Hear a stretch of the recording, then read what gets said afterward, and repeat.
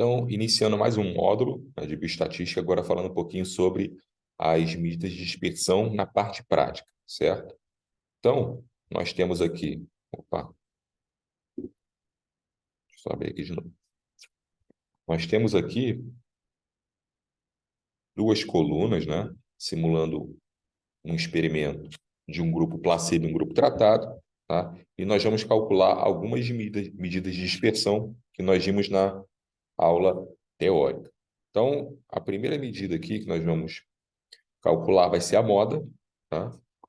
Então, sempre, né, iniciando um comando no Excel, eu começo pelo símbolo de igual e vou escrever o comando,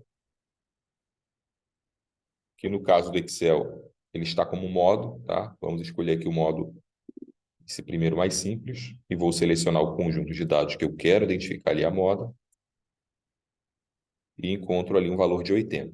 Logo, o valor que mais se repete nessa coluna do grupo placebo é o número 80. Então, a nossa moda, no caso, é 80. Eu vou dar um zoom aqui. Eu vou vir aqui no canto inferior direito da célula e vou arrastar para o lado direito e automaticamente ele vai calcular aqui do grupo tratado também a moda, tá? 190, ok? Então, mais uma vez, vou repetir aqui, igual, modo, vou dar 2 cliques no comando e vou selecionar o conjunto de dados que eu quero calcular a moda. Fecho parênteses, Enter. Está lá 80.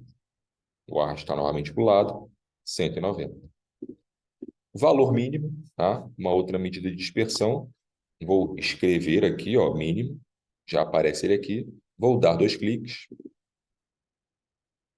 E vou selecionar o conjunto de dados. Fecho parênteses, Enter. Então, o menor valor identificado no grupo placebo é o número 76. Vou arrastar aqui para o lado. Encontrei 177, é o mínimo, é o valor mínimo, né, correspondente ao grupo tratado. Valor máximo, mesmo modelo. Vou escrever aqui máximo.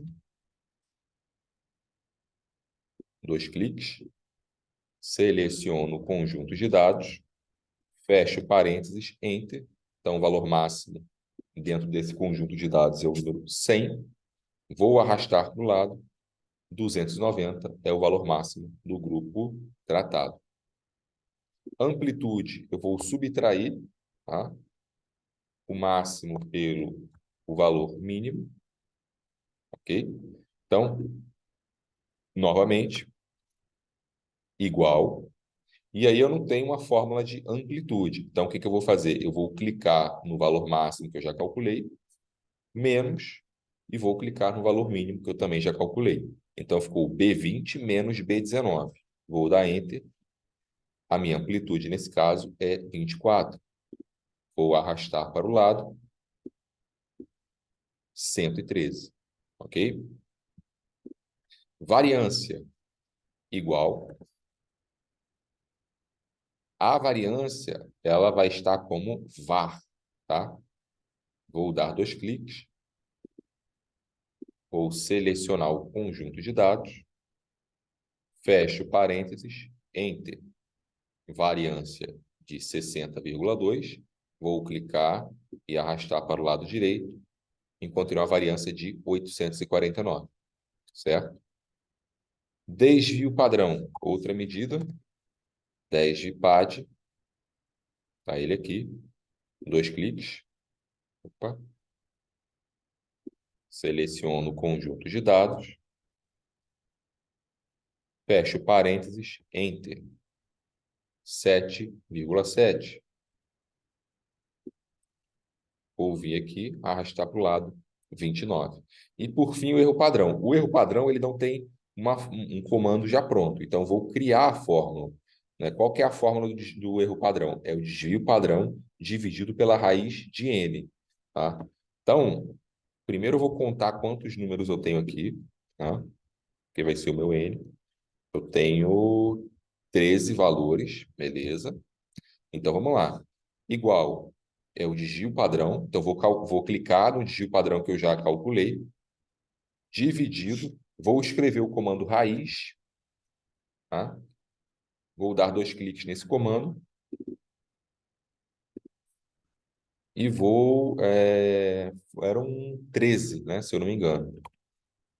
N, fecho parênteses, Enter, tá?